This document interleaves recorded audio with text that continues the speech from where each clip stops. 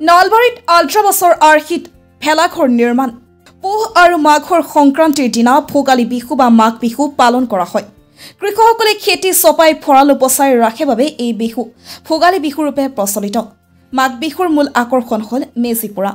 উৰুকাৰ মেজিৰ বাবে চৌদিশে নৰা কটাত ব্যস্ত নলবাৰীবাসী। হেঁপাহৰ ভোগালীক আদৰিবলৈ ৰাজ্যজুৰি উৎসাহ উদ্দীপনাই বিৰাজ কৰিছে।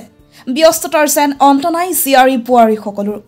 গাঁৱৰ ডেকা বুঢ়া একত্ৰিত হৈ আটক ধুনীয়াকৈ সঁচা আৰম্ভ কৰিছে বিভিন্ন আকাৰৰ ভেলাঘৰ। ৰাজ্যৰ অন্যান্য প্ৰান্তৰ লগতে নলবাৰীতো আৰম্ভ হৈছে ভেলাঘৰ আৰু মেজি নিৰ্মাণৰ প্ৰস্তুতি।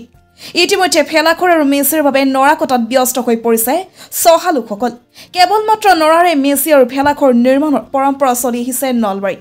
ভেলাঘৰ নিৰ্মাণত ব্যস্ত হৈ পৰা দেখা গ'ল নলবাৰীৰ বাউসীয়াপাৰাতো। বাউসীয়াপাৰাৰ যুৱকসকলে আল্ট্ৰাবাছৰ আৰ্হিত নিৰ্মাণ কৰি আছে এটা ভেলাঘৰ। আমাৰ ইয়াৰ মতে বাউসীয়াপাৰা গাঁৱৰ বৈশ্যপা আমাৰ আল্ট্ৰাবাছৰ আৰ্হিত ভেলাঘৰ এটা সজা হৈছে।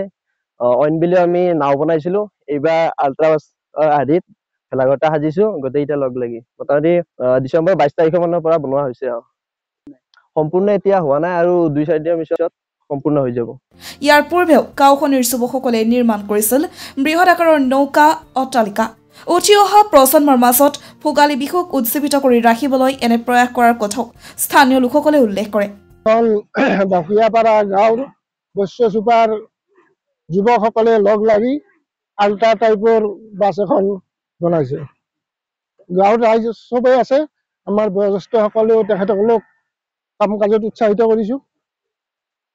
ব্যতিক্ৰমী পদক্ষেপ মানে এইটো উঠি অহা প্ৰজন্মক এটা শিক্ষাৰ পথ, যেনেকে আমাৰ ভোগালী বিহুটো পৰম্পৰা হিচাপত চলি থাকে, আজি নহয় অতীতৰ পৰাই চলি আছে, বৰ্তমানেও যদি এনেকে চলি যায়, ভৱিষ্যতে যদি চলি যায়, সেইটো আমি আশা কৰোঁ।